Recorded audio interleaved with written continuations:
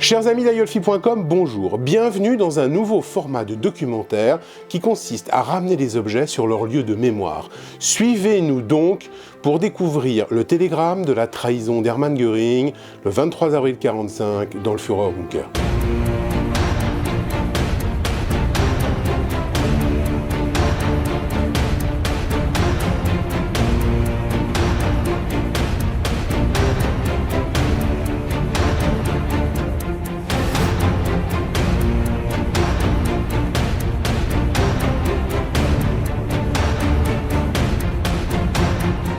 Les documents que nous vous proposons aujourd'hui sont des documents qui proviennent d'une incroyable chasse au trésor.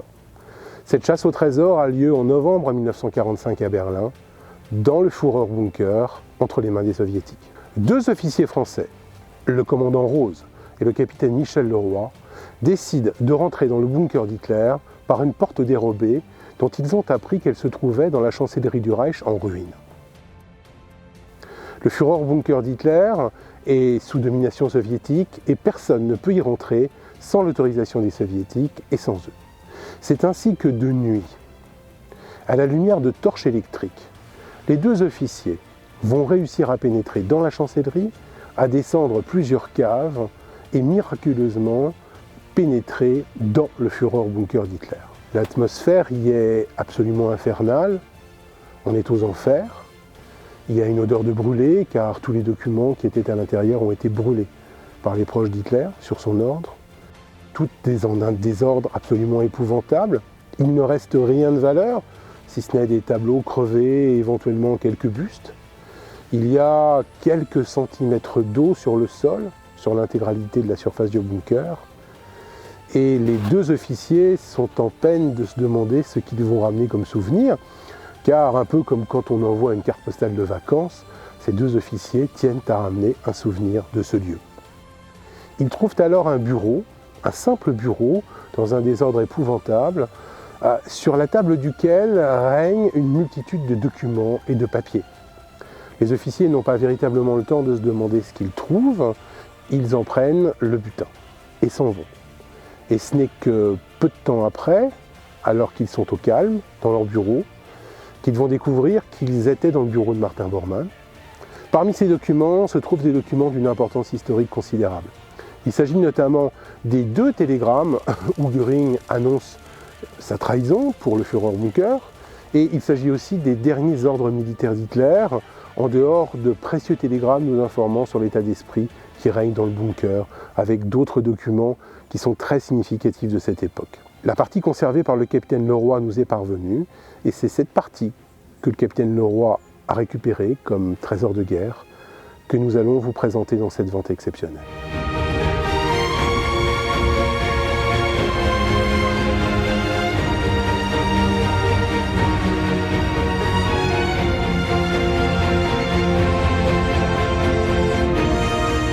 L'importance historique de ce télégramme nous a amené à le remettre dans son contexte et à le ramener sur les lieux où il a été écrit, car nous sommes ici, à quelques dizaines de mètres de la maison d'Hermann Göring, et juste devant l'Adjutantur, qui étaient les bâtiments où se trouvaient les adjudants d'Hermann Göring, dont le général Köhler. Holla. Sie wissen, dass Berlin unter Artilleriefeuer liegt? Nein. Ja, sagen Sie. Hören Sie den Beschuss nicht? C'est donc ici, dans ce périmètre exact, qu'en 1945, un certain 23 avril, ce télégramme a été rédigé et envoyé. L'histoire est donc revenue ici à son point de départ.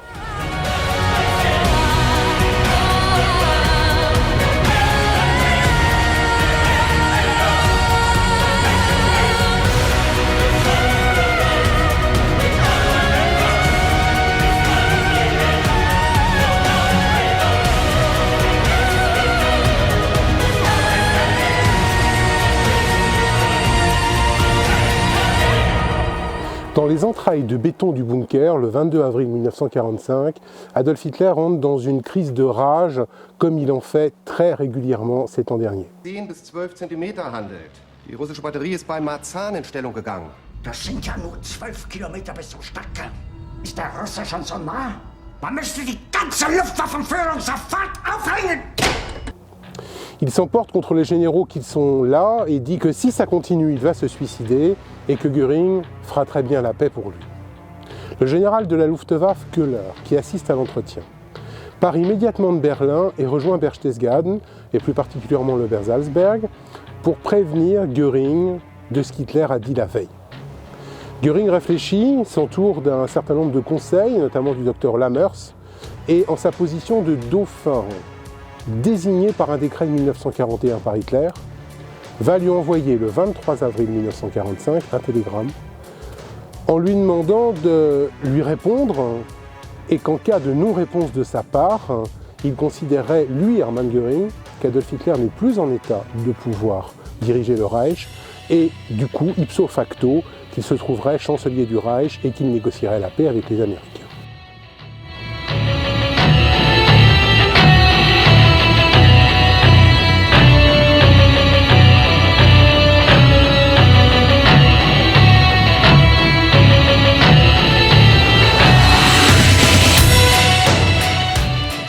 Göring, pour être certain que ce télégramme arrive à Hitler, en a pesé tous les mots d'abord, mais surtout va en envoyer deux. Il va en envoyer un sur la machine officielle de la chancellerie du Reich à Berlin et un deuxième sur la machine de la marine, ou plutôt de l'amirauté dans le Führerbunker, à l'attention de la personne qui le représente auprès d'Hitler, l'adjudant d'Hitler pour la Luftwaffe, Nicolas von Below. Below raconte que les deux télégrammes sont arrivés, qu'il est le premier à lire le télégramme qui lui est adressé. C'est ce télégramme que va récupérer Michel Leroy sur la table de Bormann et qu'immédiatement, il va tenter d'aller voir Hitler pour essayer de désamorcer la bombe qu'est ce télégramme, c'est-à-dire d'expliquer à Hitler que Göring ne trahit pas, mais qu'il essaie tout simplement de servir son pays. Malheureusement pour Nicolas von Below, Martin Bormann est déjà dans l'encadrure de la porte d'Hitler, en train de lui lire le premier télégramme, celui qui sera récupéré par le commandant Rose. Le télégramme que nous allons vous proposer aujourd'hui est l'un des deux uniques télégrammes envoyés. Il n'y a eu que deux télégrammes envoyés. Le premier télégramme, celui du commandant Rose, est dans une très prestigieuse collection privée française, il n'en sortira pas. C'est donc la seule possibilité de pouvoir récupérer ce morceau d'histoire pure qu'est ce télégramme de Göring.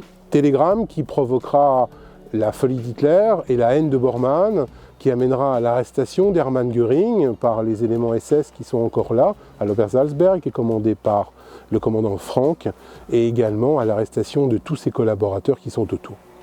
C'est donc le dernier acte politique du Troisième Reich. C'est un peu aussi le premier et seul dernier coup d'État après le 20 juillet 1944 qui se passera dans l'histoire du Reich. C'est donc une pièce d'une importance historique capitale.